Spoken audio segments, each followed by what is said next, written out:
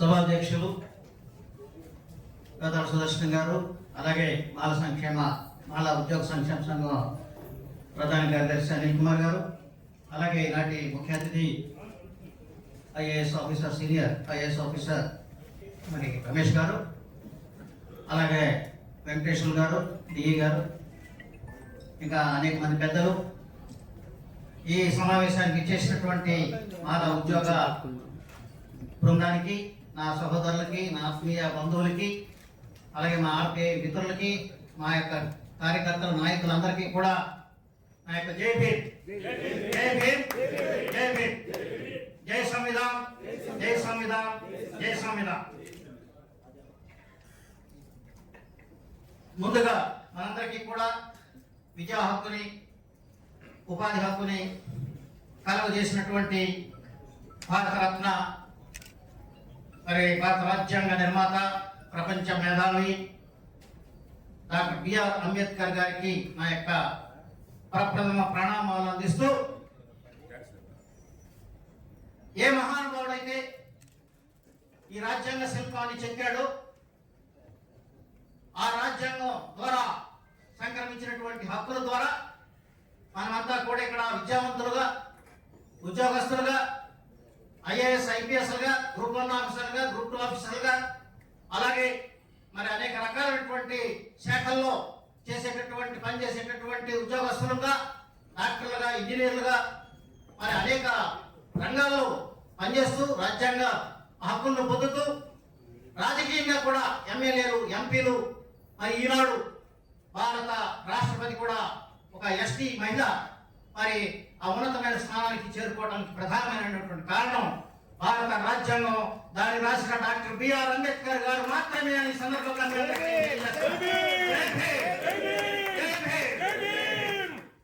ఈ సంవిధానాన్ని ఎందుకు అంటున్నాం అంటే, సంవిధానం అంటే రాజ్యాంగం.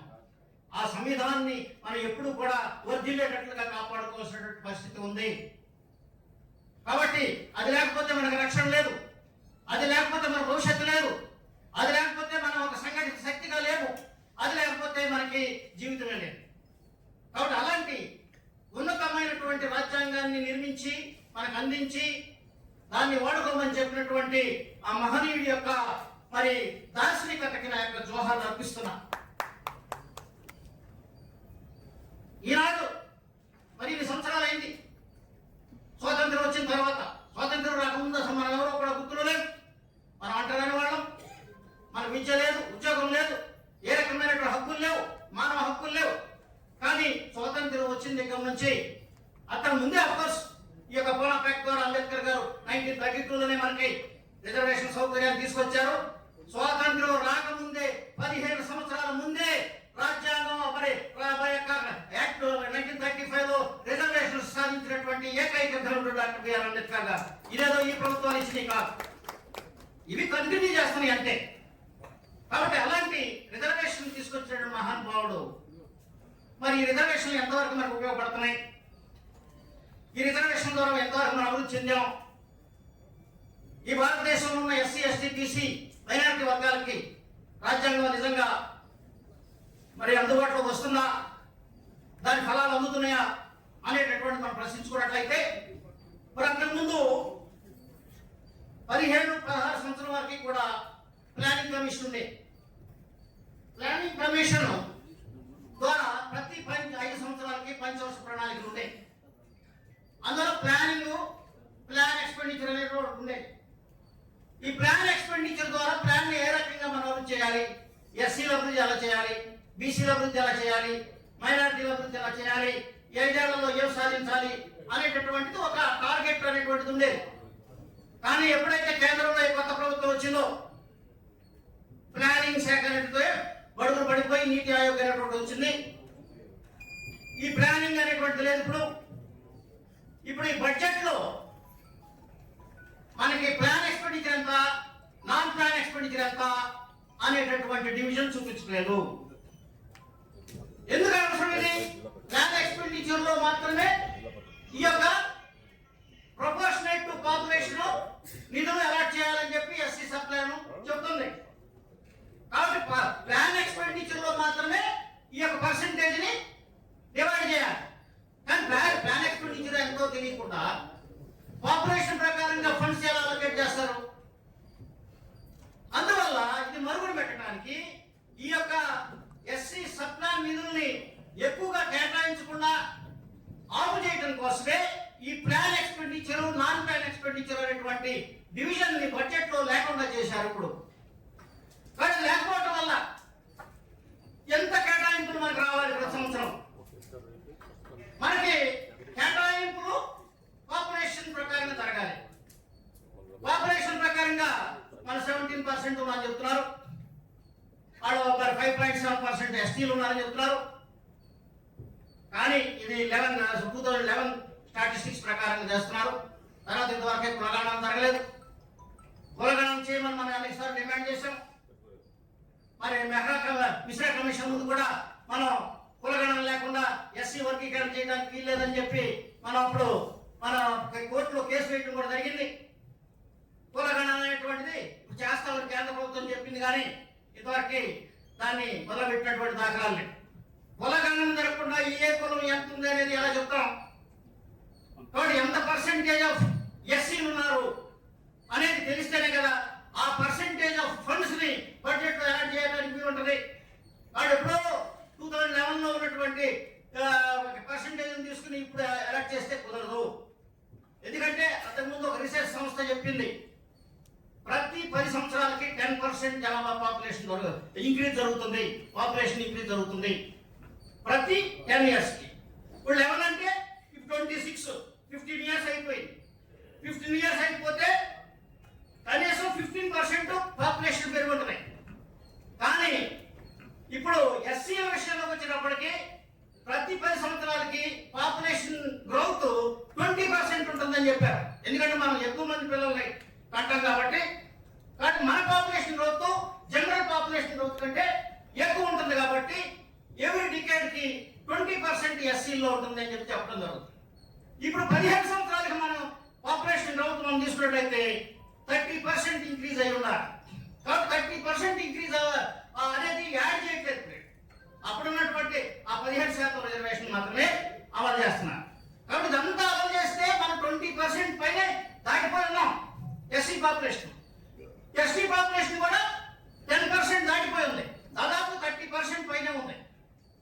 ప్యూ రీసెర్చ్ ఇన్స్టిట్యూట్ అదే చెప్తుంది, దేశం మొత్తం మీద ఎస్సీ పాపులేషన్ 25% ఉంది అని చెప్తుంది.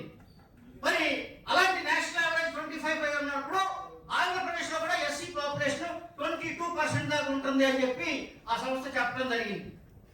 కాబట్టి ఈ పాపులేషన్ లెక్క లేకుండా మనం ఏ రకంగా ఫండ్స్ అలొకేట్ చేస్తారు వీళ్ళు? కానీ మొన్న బడ్జెట్ మనం చూసుకున్నట్లయితే 49,000 కోట్లు ఎంతో బీసీ వెల్ఫేర్ అన్నారు, 20,000 కోట్లు ఎస్సీ వెల్ఫేర్ అన్నారు, 9,000 కోట్లు ఎస్టీ వెల్ఫేర్ అన్నారు. కానీ ఇది టోటల్గా 3,39,000 కోట్ల బడ్జెట్.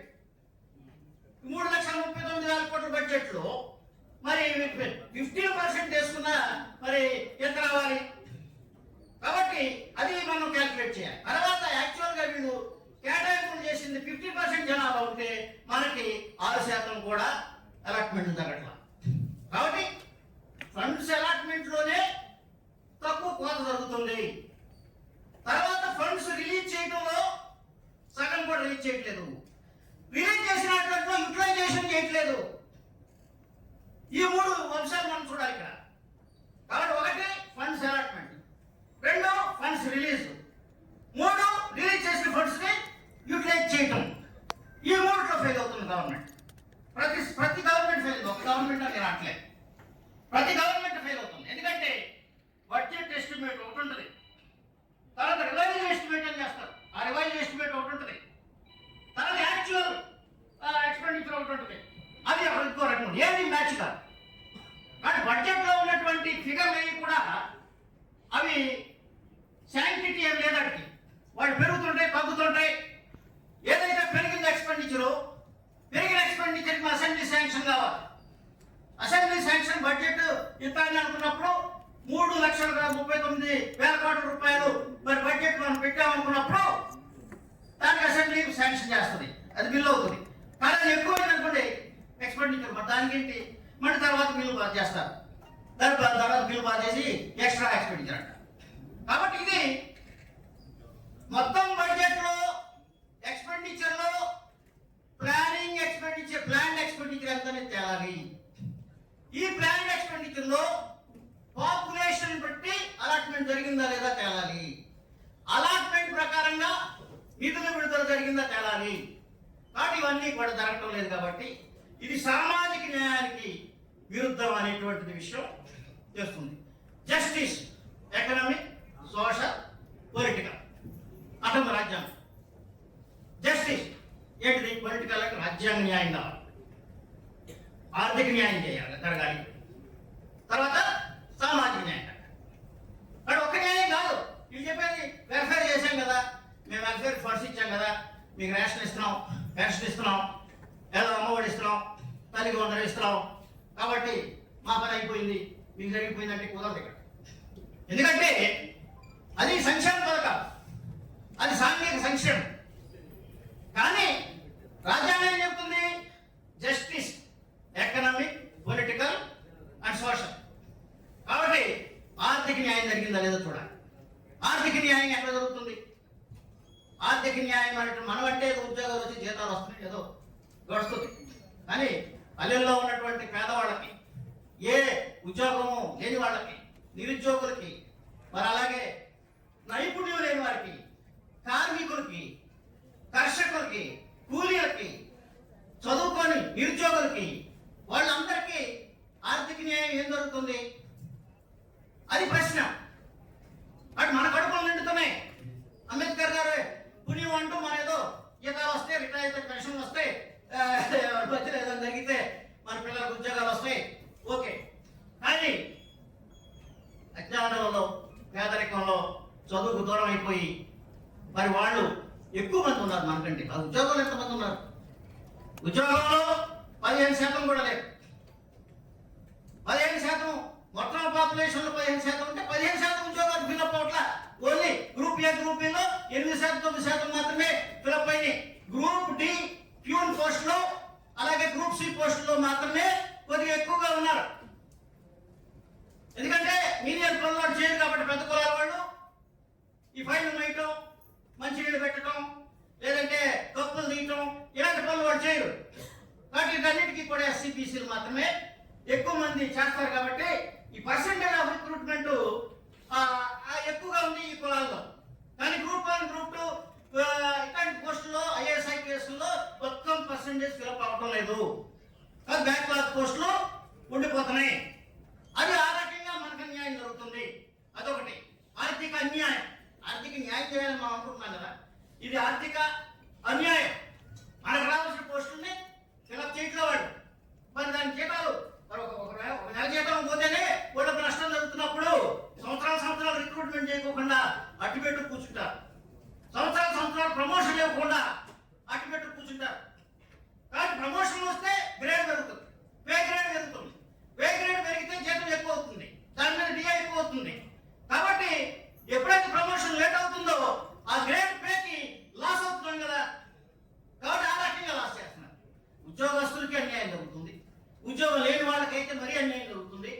వాళ్ళకి ఏ రకమైనటువంటి పథకాలు కూడా లేవు. వాళ్ళకు ఉన్న పథకాలలో రేషన్, పెన్షన్. 4000 పెన్షన్ ఇస్తారు, 4 కేజీలు రైస్ ఇస్తున్నారు. అంతకు మించి ఏమీ లేదు. ఈ రేషన్, పెన్షన్ ప్రతి గవర్నమెంట్ ఇస్తారంటే 500 పెంచుతారు. అది పెద్ద ఉపయోగం లేదు. ఒకరోజు కూలికి వెళ్తే 1000 రూపాయలు వస్తుంది. కాబట్టి ఈ రకమైనటువంటి ఆర్థిక న్యాయం చేయదు. ఆర్థిక న్యాయం జరగాలంటే ఏం చేయాలి అనేటువంటి దాని మీద ప్రభుత్వం ఒక పాలసీని ప్రకటించాలి. దళితులందరికీ, గిరిజనులందరికీ, బీసీలందరికీ కూడా ఆర్థిక న్యాయం ఏ రకంగా చేయాలి. నెక్స్ట్ ఉద్యోగాల రిజర్వేషన్, పొలిటికల్ రిజర్వేషన్ అసలు వేస్ట్ అయ్యి. ఎందుకంటే అవన్నీ కూడా బానిస నాయకులు తయారయ్యారు. వాళ్ళందరూ కూడా ఆడ పెద్ద కులాల యొక్క నాయకులు ఏం చెప్తే అది చేయటం, సిట్ అంటే సిట్, స్టాండర్డ్ స్టాండ్ తప్ప ఈ వర్గీకరణ విషయంలో కూడా దూరం మెదపడిన నాయకులు, ఈ బడ్జెట్ లో జరుగుతున్న అన్యాయానికి ఏమాత్రం స్పందించని నాయకులు మన బానిస నాయకులు తయారవుతున్నారు. కాబట్టి అందరూ కూడా పచ్చి మరి మన జాతి వ్యతిరేకులుగా నేను ముద్ర వేస్తున్నాను. ఎందుకంటే వాళ్ళకి ఇచ్చింది అంబేద్కర్ గారు వాళ్ళకి రిజర్వేషన్. వాళ్ళ బాధ్యత ఏంటి?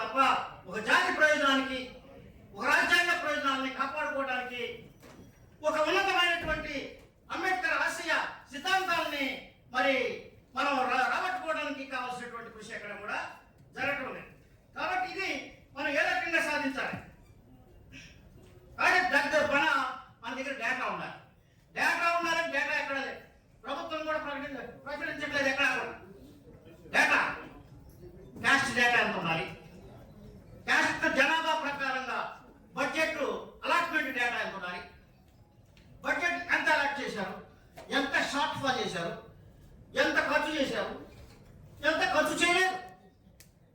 ఈ డేటా ఇది. మనకి ఎస్సీ సప్లాన్ ఏం చెప్తుంది? ప్రతి సంవత్సరము పాపులేషన్ పర్సంటేజ్ ప్రకారంగా బడ్జెట్ లో నిధులు కేటాయించాలి. ఈ నిధులు కనుక ఆ సంవత్సరంలో వాడేయాలి.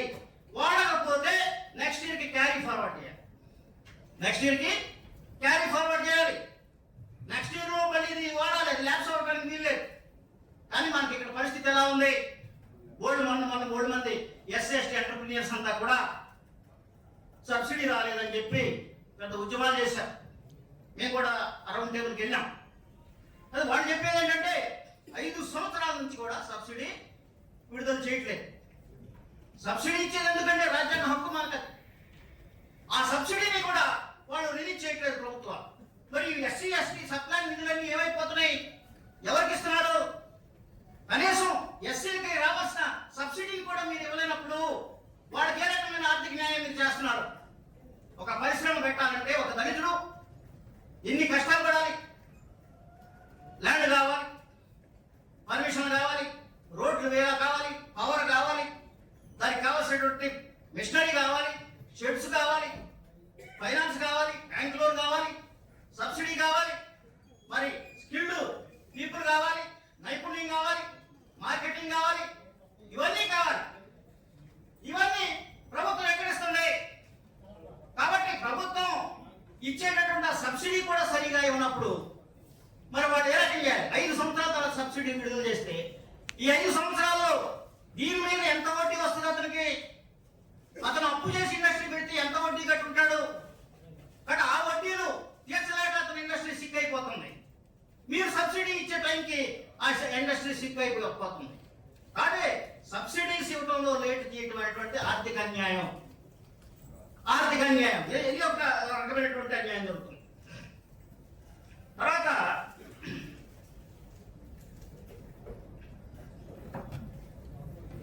ప్రతి రూపాయి బడ్జెట్ లో మనకు కేటాయించిన ప్రతి రూపాయికి ఏ శాఖలో ఎంత విడుదల చేశారు? శాఖాపరంగా ఉంటాయి కదా, కాబట్టి ఏ శాఖలో ఎంత విడుదల చేశారు, ఆ శాఖలో ఏ పథకానికి విడుదల చేశారు, తర్వాత ఆ పథకం ప్రకారం లబ్ధిదారులు ఎవరు, అదంతా కూడా ఒక లిస్ట్ వేయాలి. లిస్ట్ వెళ్ళి పబ్లిక్ డాష్ బోర్డ్ పెట్టాలి. ఇదిగో ఈ శాఖకి ఇంత అలాట్ అయింది ఎస్ఎల్కి, ఇదిగో ఈ శాఖలో ఈ పథకాలకి ఇంత ఖర్చు పెడుతున్నాం, ఇదిగో దీని యొక్క లబ్ధిదారులు వీళ్ళు అనే ఒక లిస్టు అనేటువంటి ప్రతి శాఖలో కూడా ఒక డాష్ బోర్డ్ పెట్టాలి. పెట్టకపోయినట్లయితే ఎవరికి ఇచ్చారని తేలదు. అందరిని కలిపేసి ఒకే గాడిని కట్టేసి అమ్మఒడికి ఇచ్చాం కాబట్టి ఎస్సీకి ఇచ్చామంటే కుదరదు, లేదా తల్లికి వందనం ఇచ్చామంటే కుదరదు. తల్లిదండ్రులు అందరికి ఇస్తారు, అందరి తల్లుకి ఇస్తారు, కమ్మకి ఇస్తారు, రెడ్డికి ఇస్తారు, బాబుకి ఇస్తారు, రాజులకు ఇస్తారు, అందరు అన్ని కులాలకి ఇస్తారు. కానీ ఎస్సీకి ఎంత ఇచ్చారనేది కాదు ఇక్కడ. ఎందుకంటే ఎస్సీకి చట్టం ఉంది, వాళ్ళకి చట్టం లేదు. చట్టం లేని వాళ్ళకి ఎక్కువ ఫండ్స్ ఇస్తున్నారు, చట్టం ఉన్న వాళ్ళకి ఇవ్వాల్సి ఇవ్వట్లేదు. ఎందుకంటే మీకు చెప్తున్నా, ఎందుకంటే చట్టం మొన్న గత 5 ఏళ్లలో ఎస్సీ కార్పొరేషన్కి ₹1 నిధులు ఇవ్వలేదు గత ప్రభుత్వం. ఎస్సీ కార్పొరేషన్ నిధులకి ₹1 కూడా విడుదల చేయలేదు. కానీ కమ్మ కార్పొరేషన్, రెడ్డి కార్పొరేషన్, కాపు కార్పొరేషన్, క్షత్రియ కార్పొరేషన్, బ్రాహ్మణ కార్పొరేషన్, వైశ్య కార్పొరేషన్, వీటికి వేలాది కోట్ల రూపాయలు కేటాయించారు. ప్రతి సంవత్సరం 3,000, 4,000, 5,000 కోట్ల రూపాయలు వాళ్ళకి ఇచ్చారు. మనకేం ఇచ్చారు? 0 ఇచ్చారు. ఎవరు బలహీన వర్గాలు? బలహీన వర్గాలు మనమా వాళ్ళ? కార్పొరేషన్ నిధులు ఇవ్వాల్సింది ఎవరికి? కాబట్టి బలహీన వర్గాలనేమో బలవంతులుగా చూపించి, బలవంతుల్ని బలహీన వర్గాలుగా చూపించి మన నిధులన్నీ వాళ్ళకి దోచిపెట్టినటువంటి ప్రభుత్వం మనం చూసాం. అలాగే ఇప్పుడు కూడా ప్రభుత్వం కూడా చేస్తుంది. కాబట్టి మనకు చట్టం ఉంది, వాళ్ళకి చట్టం లేదు. చట్టం లేని వాళ్ళకేమో నిధులు ఎక్కువ వెళ్తున్నాయి, చట్టం ఉన్న వాళ్ళకేమో నిధులు 0 వస్తున్నాయి. మరి ఎలా బాగుపడతారు వీళ్ళు నిరుద్యోగులు? కాక ఇప్పుడు ప్రభుత్వం నిరుద్యోగులకు ఇస్తామని బడ్జెట్లో గత ఎన్నికల్లో వాగ్దానం చేసింది. నిరుద్యోగులు ఎవరైనా ఇస్తున్నారా? నిరుద్యోగంలో ఎక్కువ మంది మనవాళ్ళే ఉన్నారు. ఎందుకంటే పావర్టీ ఇండెక్స్ చూసినట్టయితే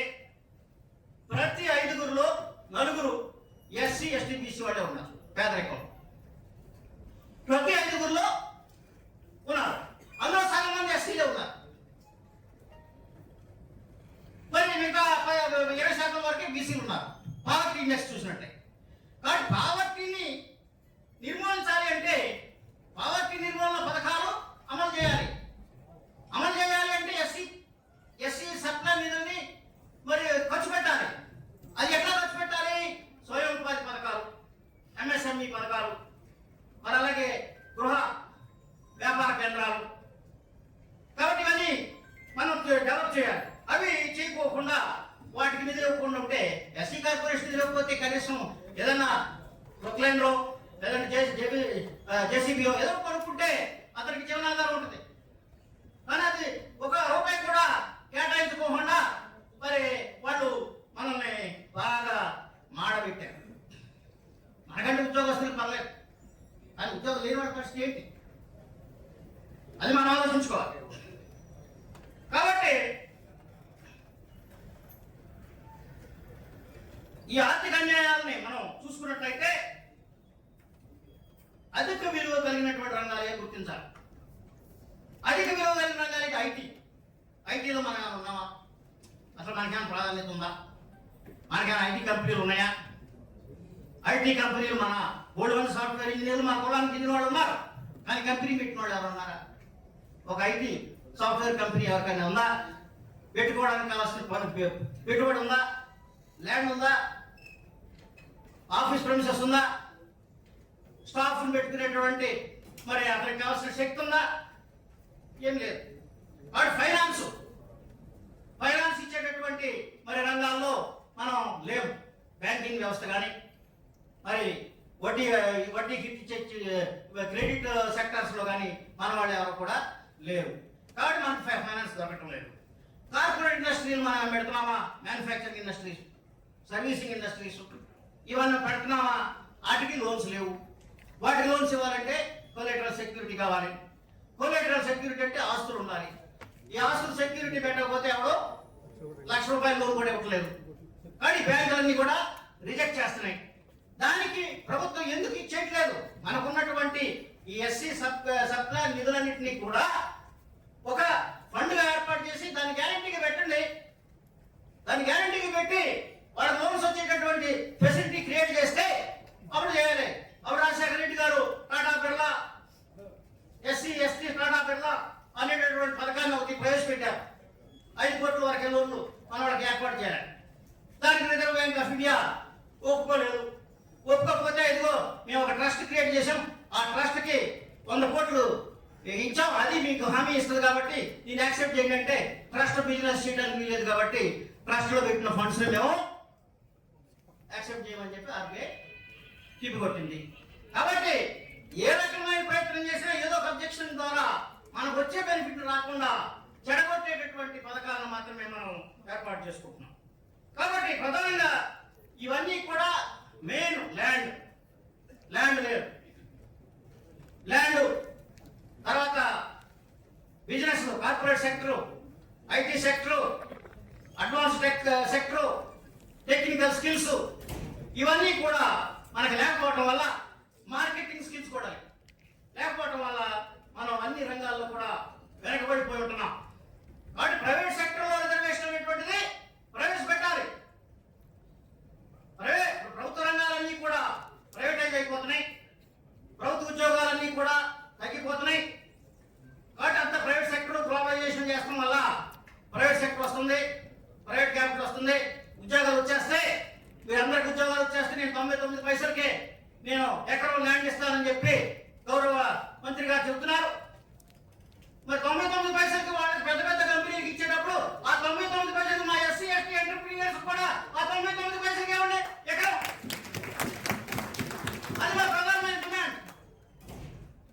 ఇవ్వాల్సిన వాళ్ళకి ఇవ్వకుండా ఆల్రెడీ లక్షలాది కోట్ల రూపాయల లాభాలతో మరి బాగా నిండిపోయినటువంటి వాళ్ళకి అంత బెనిఫిట్ మీరెందుకు ఇవ్వాలి? అంటే ప్రయారిటీస్ అన్ని కూడా రాంగ్ గా ఉన్నాయి. ప్రయారిటీ సెక్టర్ లెండింగ్ అనేది ఉండేది వరకు నేషనల్ బ్యాంక్ లో, అంటే ఎస్సీ ఎస్టీ మైనారిటీస్ మహిళలకి వాళ్ళకి ప్రాధాన్యత ఇవ్వాలి అని అది ఎత్తేసారు బ్యాంకుల్లో. ప్రయారిటీ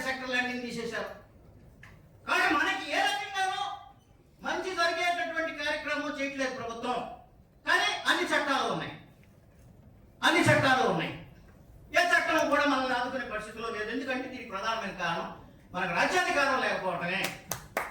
ఆ రాజ్యాధికారం ఉంటే ఏ బడ్జెట్ లో ఎంత కేటాయింపు మన జాతులకి మనం ఏర్పాటు చేసుకోవాలి, ఏ శాఖలో ఎంత అలాట్మెంట్ చేయాలి, ఎంత ఖర్చు పెట్టాలి, ఏ కొత్త కొత్త పథకాలని మనం ప్రవేశపెట్టుకోవచ్చు అనేటటువంటిది మనం స్టడీ చేసి మనమే వ్యాపారవేత్తలుగా, మనమే బిజినెస్ పీపుల్గా, మనమే ఒక మార్కెటింగ్ ఎక్స్పర్ట్స్గా, మనమే ఎక్స్పోర్టర్స్గా, మనమే ఇంపోర్టర్స్గా, రకరకాలుగా మొత్తం గ్లోబలైజేషన్ ఎకానమీని కూడా మనం చేతిలోకి తెచ్చుకోవాలి అంటే ముందు రాజ్యాధికారం చేతిలోకి తెచ్చుకోవాలి.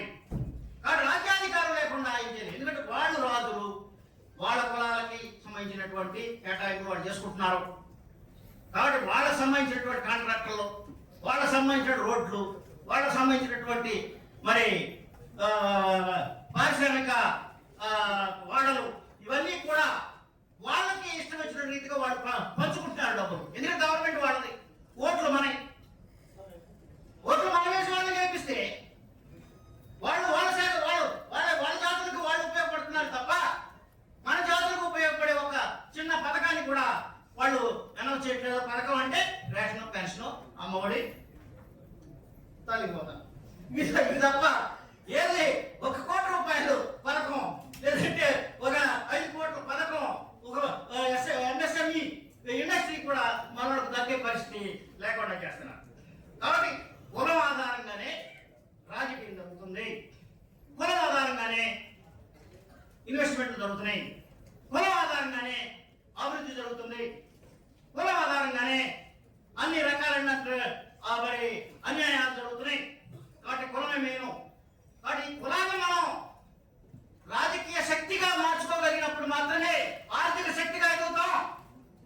కాబట్టి అంబేద్కర్ గారు చెప్పారు అదే, సామాజికమైనటువంటి ఐక్యత, ప్రజాస్వామ్యం లేకుండా ఆర్థిక ప్రజాస్వామ్యం మరి రాజకీయ ప్రజాస్వామ్యం వ్యర్థం అంటాడు. కాబట్టి సమాజంలో మనం అభివృద్ధి చెందాలి, ఆర్థికంగా అభివృద్ధి చెందాలి అంటే సమాజం అభివృద్ధి చెందాలి. సమాజం అభివృద్ధి చెందినటువంటి రాజ్యాధికారం వైపు అడుగులు వేయండి. మనం ఇంకొకరికి గెలిపిస్తే వాళ్ళు మనకి ఎందుకు చేస్తారు? మనం ఇంకొకరి చేతుల అధికారాన్ని కట్టబెడితే వాళ్ళు చేసుకుంటారు, మనకెందుకు చేస్తారు? కాబట్టి మన అధికారాన్ని మనమే సంపాదించుకుని, మన నిధుల్ని మనమే ఖర్చు పెట్టుకుని, మన అభివృద్ధిని మనమే నిర్మించుకుని, కొత్త మరి ద్రావిడ దళిత సిద్ధాంతాలని మనం తీసుకొచ్చినప్పుడు మాత్రమే మన యొక్క విజయం ఆధారపడి ఉంటుంది. ఈ బడ్జెట్ అనేటువంటి ఊరికే కంటి తొడుగులే తప్ప ఇందులో దళితులకు కానీ, గిరిజనులకు కానీ, బీసీలకు కానీ ఒరిగింది ఏమీ లేదని చెప్పి సందర్భంగా తెలియజేస్తూ ప్రభుత్వాన్ని హెచ్చరిస్తున్నాను. ప్రభుత్వం వెంటనే చర్యలు తీసుకోండి. మీరు కనుక ఈ వర్గానికి న్యాయం చేయబడినట్లయితే రాబోయే ఎన్నికల్లో మా తనకాయంతో చూపిస్తామని చెప్పి ఈ సందర్భంగా తెలియజేస్తూ ఇటు ప్రభుత్వాన్ని, ప్రతిపక్షాన్ని కూడా హెచ్చరిస్తున్నాం. మీరు కనుక మా యొక్క ప్రయోజనాలను నిర్లక్ష్యం చేసినట్లయితే మా ఓట్లు మేమే వేసుకుని, మా అధికారాన్ని మేమే తెచ్చుకుని, మా యొక్క బడ్జెట్ని మేమే రూపొందించుకుంటాం అని ఈ సందర్భం మీకు తెలియజేస్తూ, మాకందరికీ కూడా బాగా తెలుసు, నేను ఫైనాన్స్ డిపార్ట్మెంట్ లో ఉన్నాను సార్. ఫైనాన్స్ మరి ఇంటర్నేషనల్ ఫిగర్ అయినా మేమంతా ఫైనాన్స్ డిపార్ట్మెంట్ బడ్జెట్ లో ఆర్టీఆర్ ఉన్నాం. మీకంటే గొప్ప నాలెడ్జ్ ఉంది మాకు, ఇప్పుడు ఉన్నటువంటి నాయకుల కంటే గొప్ప నాలెడ్జ్ ఉంది మాకు. మేమే బడ్జెట్లు రూపొందించాడు, కేంద్ర బడ్జెట్ కానీ రాష్ట్ర బడ్జెట్ కానీ. కాబట్టి మాకంటే ఎక్కువ మీరు ఎంత అన్యాయం చేస్తున్నారో మాకు తెలుసు. అదే రాహుల్ గాంధీ గారు చెప్తున్నాడు, ఒక ఎస్సీ ఓన్లైన బడ్జెట్ ని కేంద్ర బడ్జెట్ రూపొందించే కమిటీలో ఒక ఎస్సీ ఆఫీసర్ అడిగారు ఎవరు, అయ్యా మాకేంటి, మా నిధులు ఏం కేటాయించారు, మా పథకాలు ఏం చేశారు, మాకు ఎంత డబ్బు కేటాయిస్తున్నారు ఏంటి అని అడిగేది ఎవరు? రాహుల్ గాంధీ గారు అదే ప్రశ్న చేశాడు. ఇంతమంది 27 మంది కమిటీల్లో ఒకడు కూడా ఎస్సీ బీసీ వాడు లేడు. బట్ ఇది అన్యాయం జరుగుతుంది. ఇది ఆపాలి అంటే మనం వాళ్ళని ఆపాలి. వాళ్ళ అధికారంలోకి రాకుండా మనం వాళ్ళని ఆపినప్పుడే మనం ముందుకెళ్తామని చెప్పేసి తెలియజేస్తూ, మంచి మరి ప్రయోజనాత్మకమైనటువంటి మంచి జ్ఞానం కలిగినటువంటి మరి యొక్క ఏదైతే సెమినార్ పెట్టారో పెద్దాసి దర్శనం గారికి, అలాగే అరుణ్ గారికి, అలాగే మన సంఘం ఉద్యోగస్తులందరికీ కూడా నా యొక్క ప్రత్యేకమైన జైబీలు తెలియజేస్తూ మరి ఇంకా చెప్పాలి చాలా ఉంది. సార్ ఇంకా మెయిన్ స్పీచ్ ఇస్తారు కాబట్టి ఇంతటితో నేను సెలవు తీసుకుంటాను. జై హింద్.